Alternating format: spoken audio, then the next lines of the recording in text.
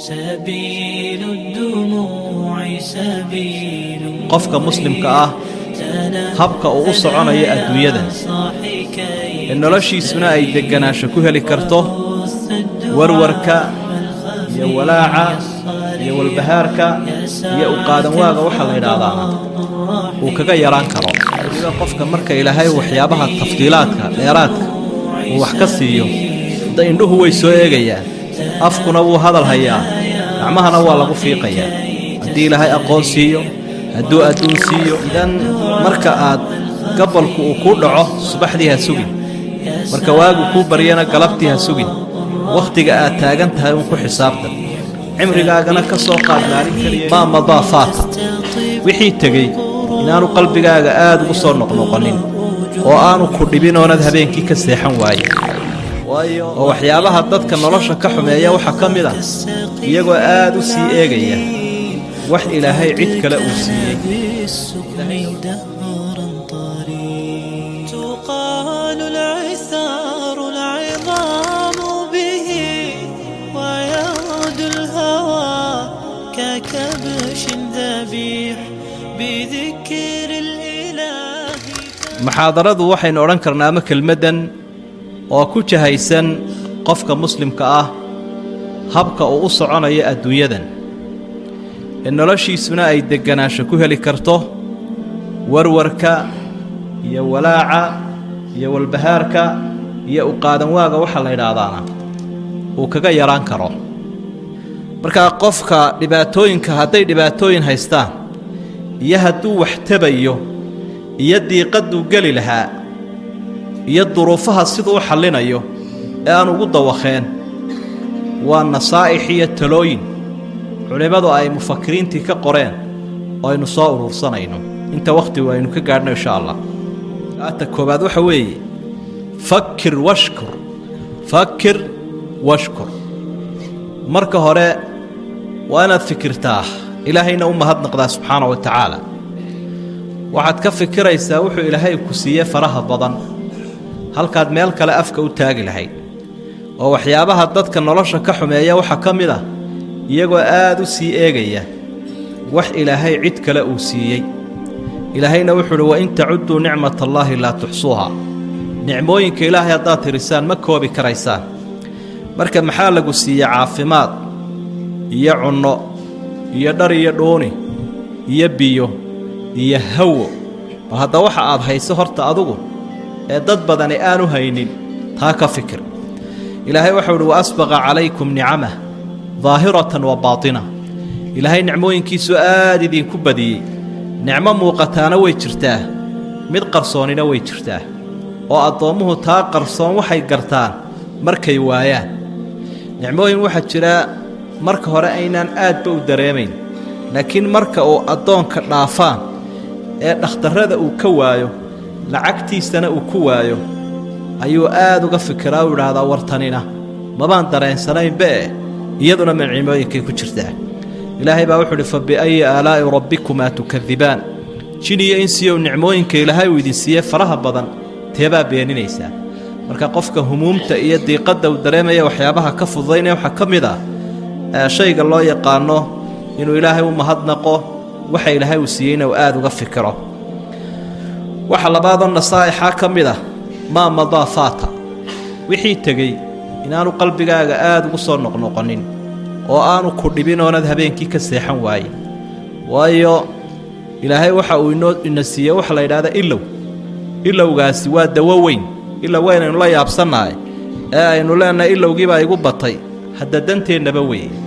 haddii wax walba aad xusuusanto waxaad ilaawaysaaba aanu jirin oo daakiradaada iyo xusuustaada waxa la wixii muruga ahaaba aanay ka tagaynin mabaad seexan karteenba geeridii baad ilaawaysaa balaayadii kugu dhacdaad ilaawaysaa wixii ku dhaafay baad ilaawaysaa dan iyo maslaxad ba inoo tahay waxa la yiraahdaa tadakkuru al-maadi wa tahazunu qatlu lil-irada qofkii oo xusuusta wixii dhaafay oo ciil iyo carab uu go'il kama kala noqda waxa weeye qatlu lil-irada qofka go'aankiisii iyo horumarku sameyn lahaa bay ka dilaysaa idan cinda al-uqalaa yudwa wala turwa wala iska laaba safxada ولقوا معل عليو لما قفك هرتيسا وني تالا معها وحيد باتوينها إيا وحيد فرافي إلهي باوحوا تلك أمة قد خلت لها ما كسبت ولكم ما كسبتم تاسوا أمتك تي سيدي دا كلها فايدنكو شقيستوي يومك يومك وحكم إذا النصائحة maalintaadu waa maalintaadii maalinkaa taagan tahay maalin aad iska leedahay weeye oo aad ku xisaabtami karto idan marka aad gabalku uu ku dhaco subaxdii ha sugin marka waagu ku baryana galabtii ha sugin waqtiga aad taagan tahay uu ku xisaabtan cimrigaagana ka soo qaad maalin kaliya inuu yahay maalinka saacadihiisa sanado qaybi daqiiqadihiisana ayaamo idan marka ka faa'iideyso iyo ku dhaafi dadkana had iyo jeer waxa ay ku kala horumaraan waqtiga jooga kolba sida ay uga faa'iideystaan Abdullah ibn Mas'ud Allah ka raali noqdo waxa uu lahaa waxa aan ugu muruga badnahay maalin intuu isoo galay iga baxay oo cimrigaygina naaqusay amalkaygina aanu kordhin cimrigaygu wuu naaqusay maalinkaasi waa dhaafay laakiin amal maalinta ii kordhay ma jiro ila cilmiga laftiisi waa amal waxa aan ugu muruga badnahay waa kaas ilaahay baa wuxuu waqud ma aataytuk wa kum min ash-shakirin waxa aan ku siiyay qaado kuwa mahadnaqana noqo nasaa'ixa waxa kamida utrukil mustaqbal hatta yaati mustaqbalka soo socda iska daa ilaa intuu imanayo dad fara badan baa iyagana waxa dhibaato ku haya mustaqbalka iyo warwarkiisa gaajay ka warwarayaan faqri bay ka warwarayaan balaayay iska warwarayaan marka warwarka faraha badan ee mustaqbalka qofka haystaana waxyaabaha nolosha ka xumeeya way ataa amrullahi fala tasta'jiruhu arriba mustaqbalka waxba haddajisinaba ayaa rabbi subhanahu wa ta'ala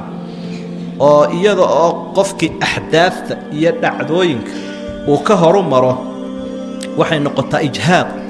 umurtiisu way dhicisaa qofka oo wuxuu ka dhignaanayaa qof midhihii goosanaya intaanay gaarin waqtigii bisaylka marka waxaad ka warwartaa ayuu jirin shaydaankuna waxa mustaqbalka la xidhiidha ee warwarka uu kaaga hayo aad ka seexan laadahay iska dhig ilaahay baa wuxuu yidhi ash-shaytaanu yacidukumul faqr wa ya'murukum bil fahshaa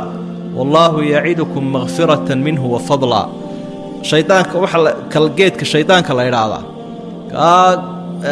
mufsidka magaca la baxay waxa uu idin yaboohaya faqri iyo foolxumo mustaqbalka ku saabsan ilaahayna dambi dhaaf iyo fadli iyo dheeraad buu idin yaboohaya nasaa'ixa waxa kamida kayfa tuwaajih an-naqd al-aathim hadiya jeer qofka bani aadamka ah dad fara badan baa ku soo jahaysan waliba qofka marka ilaahay waxyaabaha tafdiilaadka dheeraadka uu wax ka siiyo indhuhu way soo eegayaan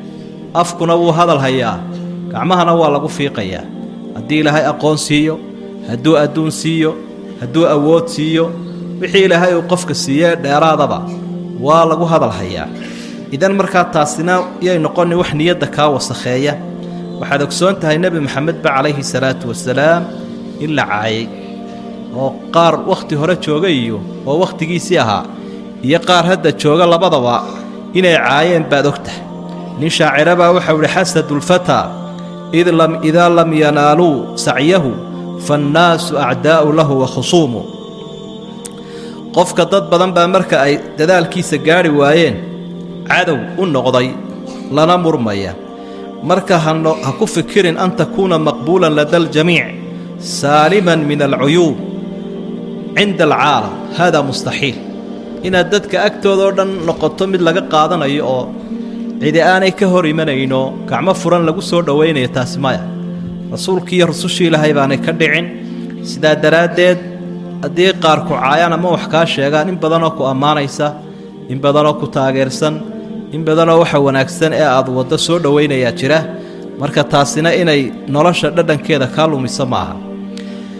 nasaa'ixa waxa kamida la tantadir shukran min ahad qofna baha ka sugin inuu ku mahadnaqo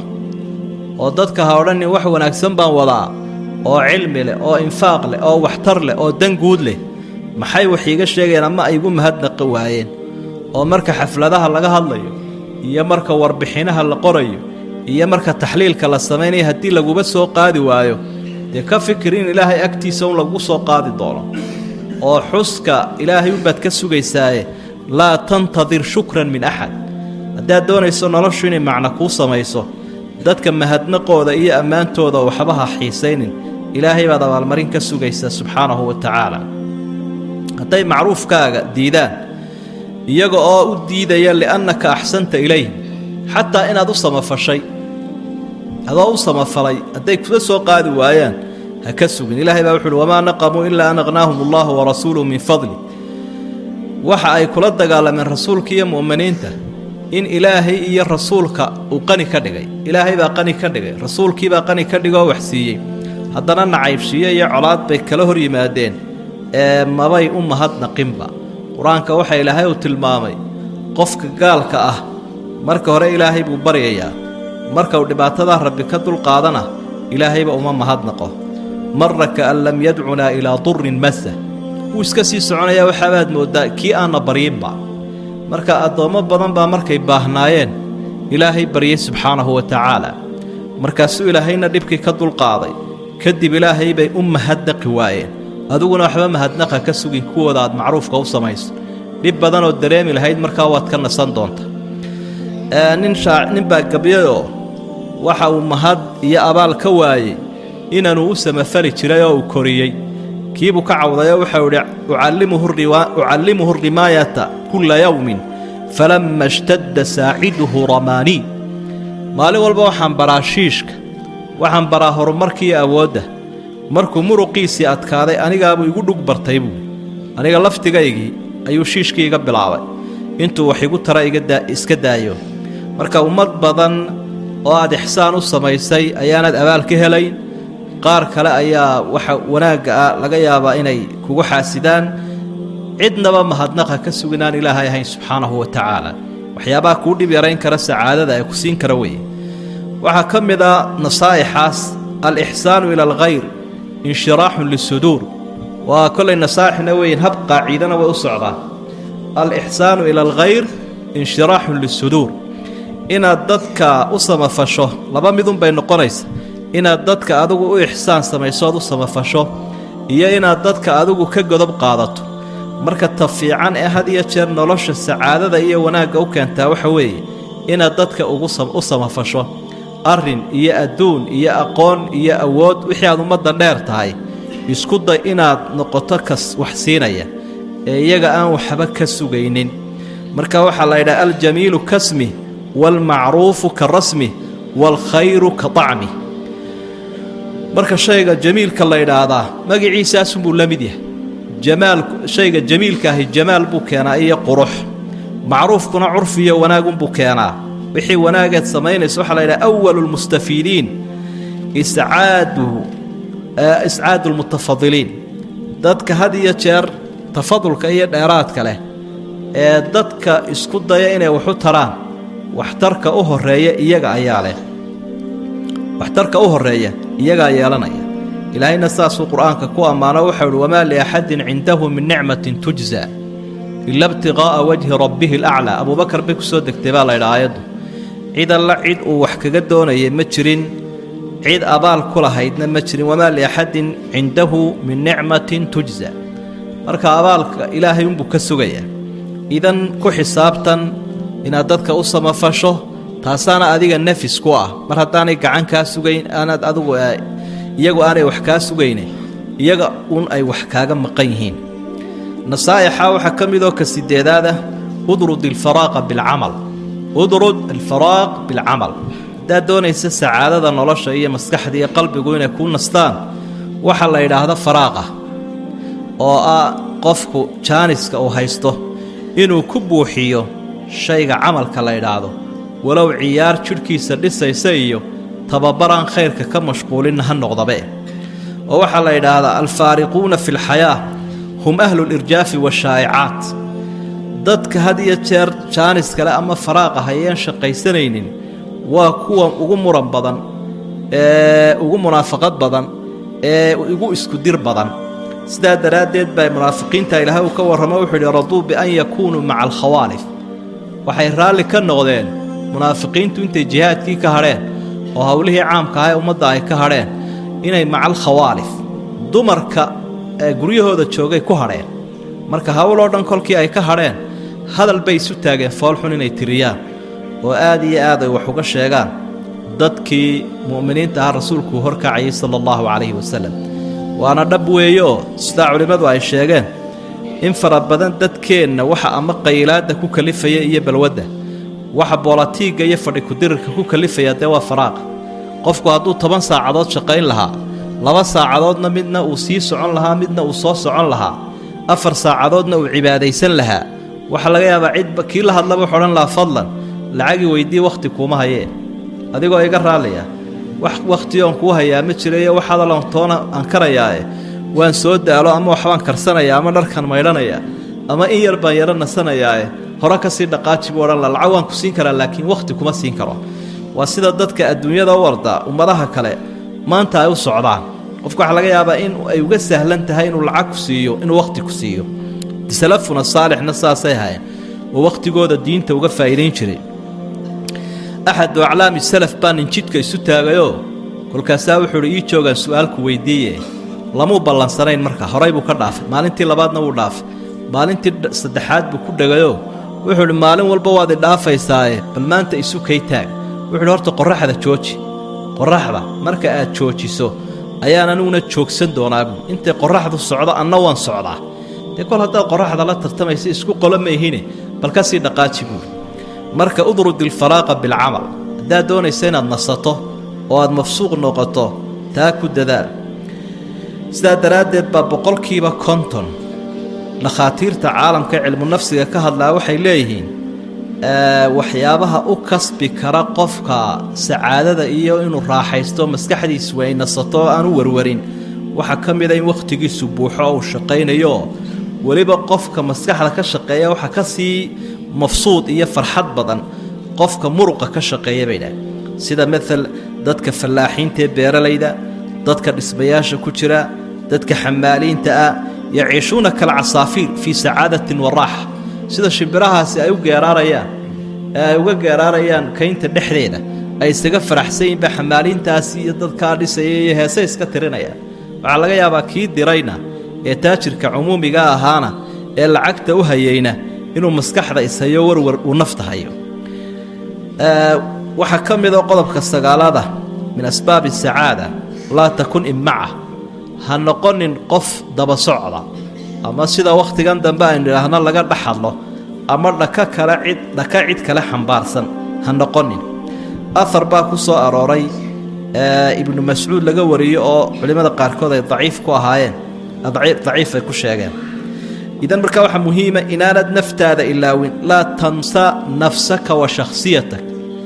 ولا تنسهر في الآخرين إن أنا ضدك كلا كل حمل من والشخصيات هذا إيا نفتاد آند إلا وين ومهم الهديد ضدك هذا حضلان لك كلا لقو حنباريو واحد كل واقع أفكار عيد كلا أونا النقطة وأن عملت ضدك كلا أد نقطة ومصيبة سيدا درادد أياد أكسونان يساء بني آدم كسيدان إلهي وكلا الدوي مقال كودا أيام مواهب كودا إيام مسكح ذا ربي وكلا الدوي سبحانه وتعالى مركب موهبة ذا إيام مسكح ذا إلهي وكسيي أضو استعمال عقل جاجا كفكر قد علم كل أناس مشربهم ولكل وجهة هو موليها قفوا لبا مشرب نوا إسكالي هاي شهاء وجهة يستنى ولا يهو إستغى أيتها إنو صمها إيه حمان تكلمي سامو دليل كان الراعو قضب كتبناد النصائح حاكم ذي وحوي الإيمان بالقضاء والقناعة به قفك سيو السعادة ونكسنو هلا علايسك إيا لورك إيا دبك هايستاوغ فضلاده وأنو رميا قوانك إلهي إيا قرشيس وحا إلهي وقدره وأنو كقنعاه رميانا ساسو قرانك وينبريا إلهي بابحر ما أصاب من مصيبة في الأرض ولا في أنفسكم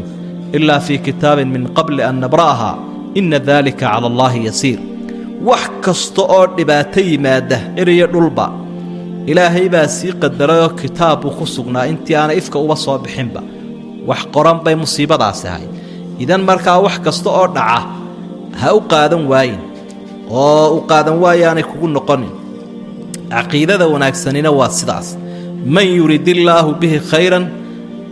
يصيب منه من يريد الله به خيرا يصب منه نبينا وحده عليه الصلاة والسلام قفك إلهي خير للدونه وحن بسوا قارسيا مركز dhibaatada soo gaaraysa qofka waa inaanu oran waay sida had iyo jeer dadka diin la'aanta iyo kufriga uu haysto maxay ku dhacday wax kasta oo sabab ah oo keeni lahayd waxan inaan kaga gaashaanto waan sameeyay maxay igu dhacayaan saadaradeed ba rasuulku inoo diiday sallallahu alayhi wasallam markay wax dhacaan inuu qofku yiraahdo low anni fa'altu kada wa kada haddaan waxa sameeyay hadduu hebel halka wadada iska day lahaa miya gaarigaasi la qalib bila imisa jeer baan halka ha maray hadduu waxa hebel ka hari lahaa balaadaasi miyay dhici lahayd low ereyga haddii taftaxu camala shaytaan rasuulku waxa uu leeyahay albaabka shaytaanka ayay kugu furaysaa marka xalkuna waxa weeye qadara allah wama shaa facal ilaahay baa qadaray wuxuu ilaahay qadarayna ma baaqanayo adigoo sababaha qaadanaya aad ku nabadgelayso oo aan lagu lahayn naftaada dayac haddana qadarka ha ka soo dulboodin waana mid aynu dheernahay dadka diin la'aanta ku sugan oo dee lixdii arkaanu iimaanka maxaa ka mid ah al-iimaanu bilqadar khayrihi wa sharrihi dhib iyo dheef wixii ku soo gaadhaba waa inaad ogsoonaataa wax qoran inuu